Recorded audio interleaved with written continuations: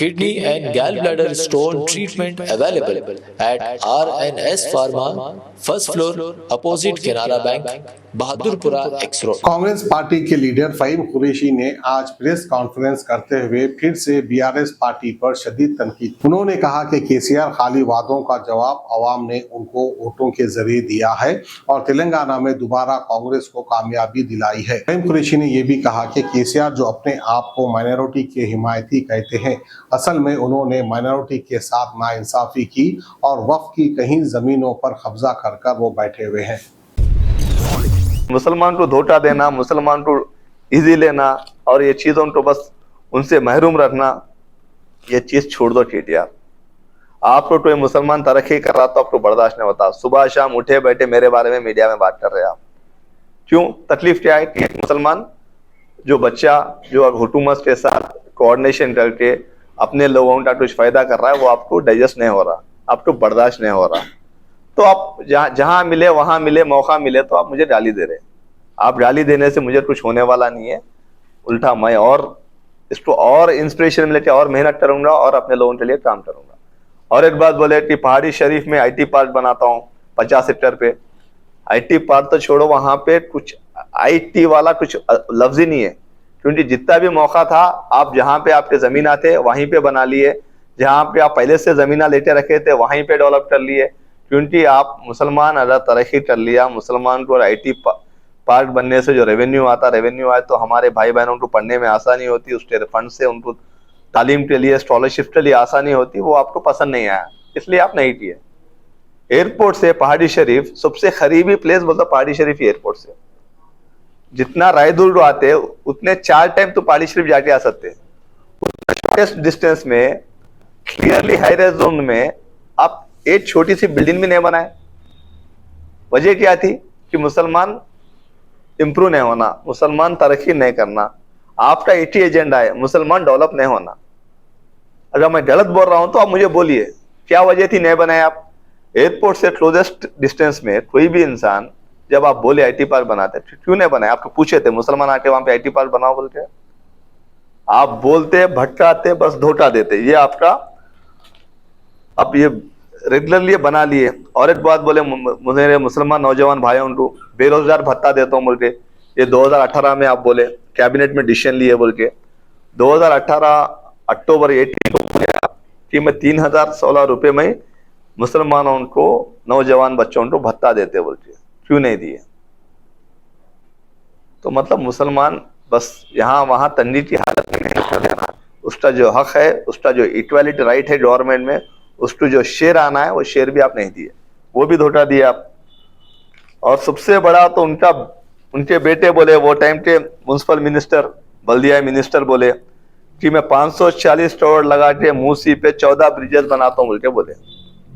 ये भी आपको पेपर में दिखा रहा हूं, 14 ब्रिजेस बनाता हूं बोले। कितना बनाते तो कितना ट्रांसपोर्टेशन इजी रहता था, कितने मेरे भाइयों को यहाँ पे जॉब करना आसानी रहता था, मेरे बहनों को कॉलेज में आना आसानी रहता था, वो भी नहीं किया आप।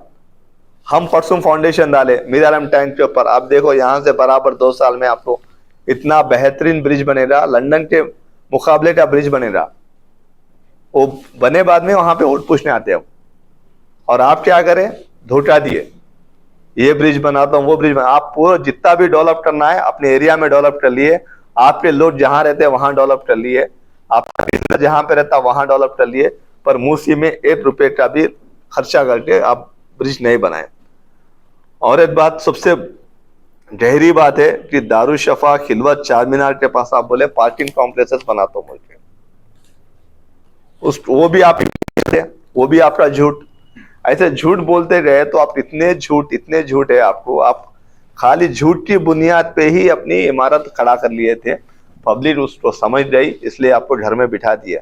अब मैं इसको भी क्यों बोलना पड़ रहा बोलते, जुबली हिल्स में आके आप जो हिसाब से बोल रहे, जो हिसाब से मुसलमानों को धोखा दे रहे, जो हिसाब से आप मुसलमानों को नुकसान कर रहे, जो हिसाब से उनका जो हक मिलना है हक मिलने नहीं दे रहे, जिस हिसाब से उनके जमीनात को आप डिफेंस के जमीनात बोल रहे, जिस हिसाब से मुसलमान को आप जो देना है बोराबंडा में वो जमीन देने नहीं दे रहे आप, तो आपका एक ही उसूल है कि झूठ बोलो, मुसलमान को गुमराह करो, मुसलमान के वोट ले लो, बस अपनी नया चला लो।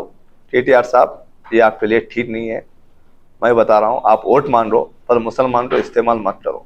आप वोट पूछो, काम बताओ, किस बुनियाद पे वोट पूछ रहे। दो बेवा औरतों उनको आप गाड़ी में ठहरा लेते, सरदार भाई मरहूम की अहलिया को बाजू में ठहरा लेते, इस तरफ महागंटी डोपी की वाइफ को ठहरा लेते, उनके चेहरे पे वोट मान रहे। अगर आप सही काम करते, अगर आप तरक्की करते, अगर आप मुसलमान का भला करते तो आपके चेहरे पे आप वोट मानना था। अगर आपको जो भी 50-60 हजार वोट जो भी आएंगे, ये दोनों औरतों की वजह से जो मेरे बहनें हैं उनकी सूरत से ही वोट आना, आपकी सूरत से तो वो वोट भी नहीं आना। इसलिए आप ये दोनों उनको हर रैली में इस्तेमाल कर रहे। अगर आपको शिद्दत है, आपको क्लैरिटी है, वो लोग को पॉलिटिकल रिप्रेजेंटेशन देना है तो एमएलसी अनाउंस करना, दोनों को एमएलसी अनाउंस देके आप करना था।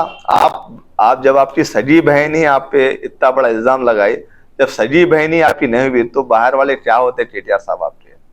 जब अपना ही आपको छोड़ दिया क्योंकि आपकी आदतें सही नहीं है, आपकी सोच सही नहीं है, आपके इरादे सही नहीं है, तो आपकी जब सगी बहन आपका हाथ छोड़ दी और सगी बहन को आप लाके रोड पे छोड़ दिए तो कौन साथ देता आपका। तो ये धोखेबाजी बातें, ये 420 बातें छोड़ दो। मुसलमान को गुमराह मत करो। मुसलमान की वक्फ की जमीन को जिस हिसाब से दरगाह हुसैन शाह वाली दरगाह को जैसा आप रेवेन्यू लैंड बोल के काउंटर डाल के, मुसलमानों का सबसे बड़ा इस सेंचुरी का सबसे बड़ा नुकसान किए तो केसीआर किए कि वक्फ की इतनी बड़ी मिल्कियत को ले जाके रेवेन्यू लैंड बोल के मुसलमानों का केस हरा के आप जो नुकसान मुसलमान का करे, सेम वही लैंग्वेज में उनके बेटे बोलते कि शेख पे की जमीन डिफेंस की जमीन है बोलते, जबकि डिफेंस वाला खुद ने बोला कि जमीन मेरी है बोलते। डिफेंस वाला बोला हम ज्वाइंट सर्वे करके जिसकी जमीन वो लेते बोलते। किस हक पे, किस बुनियाद पे केटीआर ने बोला कि ये जमीन डिफेंस की है। ये बात बीआरएस के पार्टी के लीडर, बीआरएस के पार्टी का कैडर, जो भी मुसलमान भाई उनके साथ में घूम रहा है, घूमिए सियासी, आपको जिसके साथ सियासत करना है करिए, पर जो अपना हक है, मैं भी हमारे पार्टी में अपने हक के लिए बात करता हूँ। मैं चाहता हूँ कि आप भी अपने पार्टी में अपने हक के लिए बराबर सवाल करिए। तो आने वाले इलेक्शन 11 नवंबर को नवीन यादव जो बहुत ही सेकुलर, बहुत ही सीधा, इतने बड़े सोशल एक्टिविटीज काम करता है, इतने अच्छे अच्छे प्रोग्राम करता है, मुसलमानों के बीच में रहता है, मुसलमान हिंदुओं को दो आंख समझते चलते हैं, ऐसे नवीन यादव को जिताएंगे तो जो तरक्की जो मेरे से जो हुआ, जो मेरे पार्टी से जो हुआ, उसको और बेहतरीन करने में मुझे इजाफा मिलेगा, मुझे स्ट्रेंथ मिलेगा, सपोर्ट मिलेगा। तो मैं अपील करता हूं तमाम मुसलमान भाई बहनों से, पर्दा नशीन बहनों से कि आप नवीन यादव के लिए अपना वोट डालिए और वोट आप भारी स्ट्रेंथ में आके डालिए, क्योंकि अपनी वोट पोलिंग बहुत ही कम होती है। अपनी वोट पोलिंग कम होने से ही ये लोग केटीआर जैसे लोग हमको इजी लेते, गुमराह करते रहते। तो आप निकलिए, वोट डालिए। अरे मैं ऐसे पार्टी में काम करता हूँ, मेरा लीडर ऐसे, मैं लीडर इसलिए मानता हूँ, राहुल गांधी अपने लीडर इसलिए मानता हूँ कि राहुल गांधी एक ऐसा लीडर है जो हमेशा मुसलसिल नरेंद्र मोदी से लड़ते रहा, लड़ते रहेगा, कहीं पे भी कॉम्प्रोमाइज नहीं हुआ। कितने भी अरे हार का सामना पड़ा पर वो अपनी जिद, अपनी लड़ाई, अरे किससे लड़ता उन्होंने चाहे तो आराम से रह सकता ना उन्होंने, क्योंकि अपन सुख के लिए उनकी लड़ाई चल रही है। ऐसे लीडर, और एक बात मैं बोलता हूँ, आप भी थोड़ा इसमें स्टडी करिए कि फिलिस्तीन के मामले में, फिलिस्तीन एक मुसलमान के सेंटिमेंट है।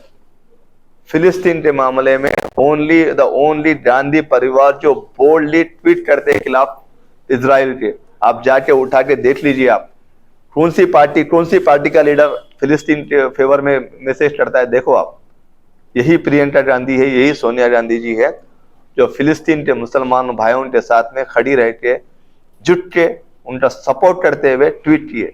ऐसी पार्टी में मैं मेंबर रहना और ऐसी पार्टी में काम करना, मैं अपने आप तो बहुत फख्र महसूस करता हूँ। यही मेरे कायद रेवंत रेड्डी साहब है जो मुसलसिल 2009 से जब से वो कोडंगल में जीते, हर साल 5 लोग को हज भेजते, 5 लोग को उम्रा भेजते। आप बताओ कौन से, मैं तो बोल सकता हूँ कि मुसलमान एमएलए रह के भी ये स्कीम नहीं है जहां कोडंगल में 2009 से चलने तैयारी है। और वो भी कैसा करते, उन्होंने ड्रा सिस्टम निकालते, हर मंडल से एक को भेजते, तो उनके पास 5 मंडल है, 5 मंडल से 5 लोग को हज को, 5 लोग को उम्रा को हर साल भेजते। 2009 से भेजते, आज सीएम है, आज भी भेजते वो। अरे परसों छोटा उनके पास इंसिडेंट हुआ, छोटा छिल्ले का इश्यू हुआ तो वो खुद पर्सनली फील्ड पे जाके विजिट किए, क्या इशू हुआ, कब्रिस्तान की वॉल गिराए, छिल्ला हटा, क्या हुआ, उन्होंने खुद इंस्पेक्ट करके जाके वहां पे ऑफिसर्स को बुला के, इंस्टेंट देते, कमिटीज को बुला के, एश्योरेंस देते, कॉन्फिडेंस देते, बात करके उन्होंने वहां पे काम शुरू कराए। आप बताओ यहाँ के डेट में कारपेंटर नहीं जाता? बताओ, उतनी बड़ी सिलेक्टेड मस्जिद शहीद हुई, उस टाइम के होम मिनिस्टर के महमूद अली साहब विजिट किए वहां पे साइड पे, उनको इजाजत थी साइड पे जाने का। अरे जब मोइनाबाद में एक बेवकूफ, एक घटिया इंसान मस्जिद को धक्का पहुंचाया, मालूम है, 1 घंटे में मैं साइड पे गया। मैं तो छोड़ो, मेरे साथ में माइनॉरिटी उस टाइम के तफसीर इकबाल साहब, उन्होंने खुद फील्ड पे आए। आप बताइए कभी कोई ऐसा बीआरएस लीडर गया तो इस फील्ड पे? सिर्फ नुकसान करना मुसलमान का। मैं बोल रहा हूं, आप जाइए बोराबंडा में पूछिए, एर्रागड्डा में पूछिए, रहमत नगर में पूछिए, कहीं भी पूछिए, मुसलमानों को किसी उनकी आवाज सुनाने के लिए कोई सुन रही है पार्टी, वो कांग्रेस पार्टी उनकी बात सुन रही है। और हमारे अजहरुद्दीन जो माइनॉरिटी अखिलियत उनके मिनिस्टर है, ऐसे अच्छे इंसान है कि हर एक को बहुत ही प्यार से मिलते और हर बात उन्हें सीएम को पहुंचाने से होती, सीएम के साथ उतना राब्ता है। महमूद अली साहब आदमी बहुत अच्छे हैं, पर वो भी मजबूर थे, क्योंकि उनको केसीआर टाइम ही नहीं देता था, उनको केटीआर टाइम ही नहीं देता था। उन्होंने होम मिनिस्टर बनाए, टोपी पहनाए, लाठी ले लिए, रेवेन्यू मिनिस्टर बनाए, कुर्सी पे बिठाए, पेन ले लिए, ना इधर पावर था ना उधर पावर था, तो इसलिए वहां पे कुछ भी अपना भला नहीं हो सका। ये 2 साल में हम क्या किए आपको बोला, इस करने के उस पे ही बुनियाद पे जुबलीज में हम वोट पूछ रहे, वरना हम वोट भी नहीं पूछते थे। मैं चाहता हूं कि हर कोई मुसलमान बाहर आए, नवीन यादव को सीरियल नंबर 2 पे अपना वोट दीजिए। कोई सवाल करना चाहे तो कर सकते। Kidney and gallbladder stone treatment available at RNS Pharma, first floor, opposite Canara Bank, Bahadurpura X Road। मज़ीद तफ़सीलात के लिए रब्त करें 9703939436 या 9390610436 पर।